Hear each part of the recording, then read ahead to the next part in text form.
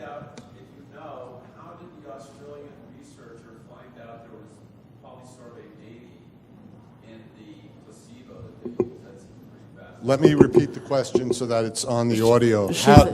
Well, you can repeat it. Yeah. How did the Australian researcher discover that the placebo was not a placebo? She's an OBGYN specialist. She had a patient come to her with primary ovarian failure shortly after her Gardasil shot. The girl asked her if it could have been Gardasil. She said she didn't know, but I'll find out. She began research, and the deeper she got, the more she found out, and eventually she found out that there had been no studies on rats' ovaries prior to release, and that the saline placebo supposed had polysorbate 80 in it. That was published. I've got a copy of her paper. Yes. So that, the Merck, whoever did the study, wasn't hiding the fact that they had that. Oh, yes, they were hiding it. They used placebo in every, they used the words saline placebo. Pardon? What was the? Have they amended the package insert? Only in Australia where they were forced to. I think one thing we want to make you aware of, if you have questions, you want information, yes. sanevax@gmail.com. Is that the address? Yes. Okay, sanevax@gmail.com. That'll reach that'll reach Norma Erickson. That'll reach me personally. And she will be happy, I think, to distribute the published paper about polysorbate 80 and others. Next question. Yes, Michelle. So first, a comment. Extraordinary presentation. Thank you. And extraordinary presentation. So thank you for that. And I love the context about building a new wall, because sometimes it's very confronting to consider that we're the animal that we're really dealing with. But my question is, the Danish study, where they said that there was HPV can result in a week longer of life.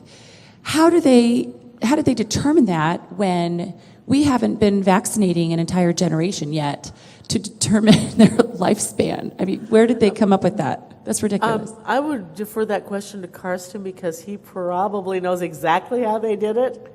But it's basically statistical analysis, the same type of analyses that governments use to convince us of whatever they want. Awesome. Do you need the microphone?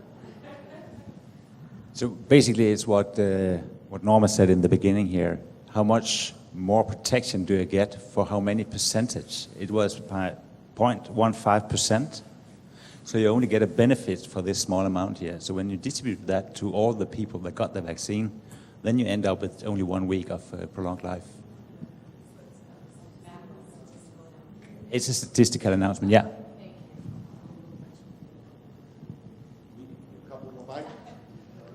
Is this presentation on your website?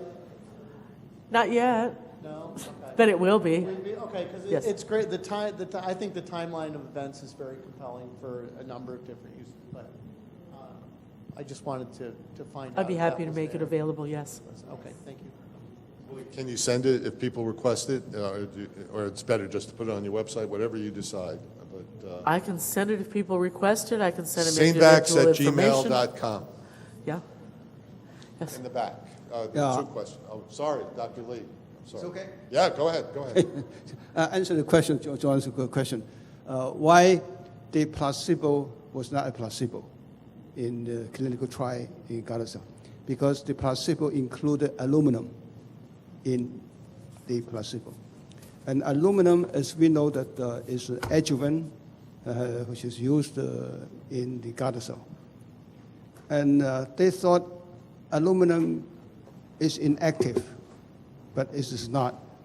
The whole vaccination depends on aluminum damage of the host cells, which will release the host DNA.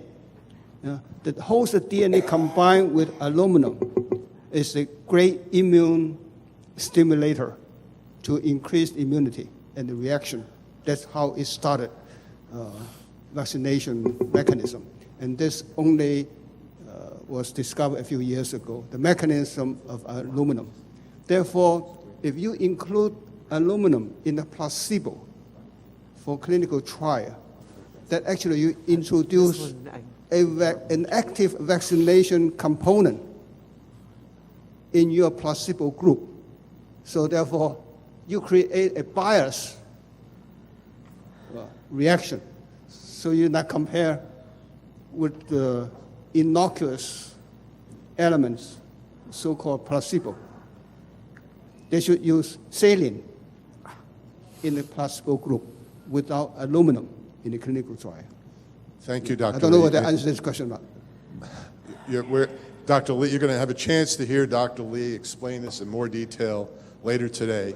We're going to take a couple more questions, then we'll take a 5-minute break, and then Frida is going to continue with the experience in the UK. Yes, ma'am.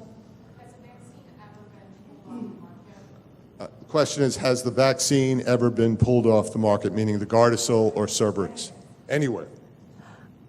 In India, the trials were stopped, halted completely. They were not allowed to administer HPV vaccines except for in rich neighborhoods. In Japan, they have pulled the government recommendation. Poland has refused the vaccination from the outset. They have not ever administered it. Russia, same thing. Russia was one of the first countries to contact Sinovac, and we sent them all the scientific data we sent to 1,500 scientists over there. They were successful in stopping HPV vaccination from ever getting on the books. Has any vaccine at all ever been pulled off the market, particularly in this country? Yes. In the U.S.? Oh, yes. Yes. Well, rotavirus was pulled off the market in the original Rototech, maybe. Now there's a new one in the United States. And there have been others, and smallpox, of course. How long did it take before they pulled it off the market? Oh, I don't know. That varies, but none of the main vaccines for children have been removed. Well, there have been various iterations of various vaccines that have been replaced. There was the oral polio in the United States, and was found to cause polio. It was replaced with injectable. So there is a history of that. But as to Gardasil or HPV vaccines, I think the answer was yes. Yes, they've kept it off the market in several countries. But that has not been removed in the United States. As a matter of fact, a second HPV vaccine was added, as you know, in the United States. We'll take one more question. Yes, ma'am. I just wanted to clarify something about the placebo. There actually were three groups. There was a small placebo group that got saline. Only about 500 participated in that. I think that's the group that Dr. Deidre Little is talking about. Then they had the other group that got the adjuvant, which they called a placebo, which is what you were addressing. But they did have a small group that got the saline, which apparently also was not just saline. So there were those three groups. Yes, two placebo groups. Right. Anybody else? We take one. Yes, ma'am. One more.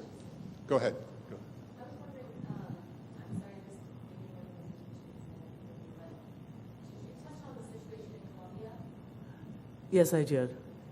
And we'll have much more on that because we have a representative from Colombia who will be speaking shortly. So what we're going to do now is take 5 minutes, but please come back because we want some continuity here. We want to come out of this with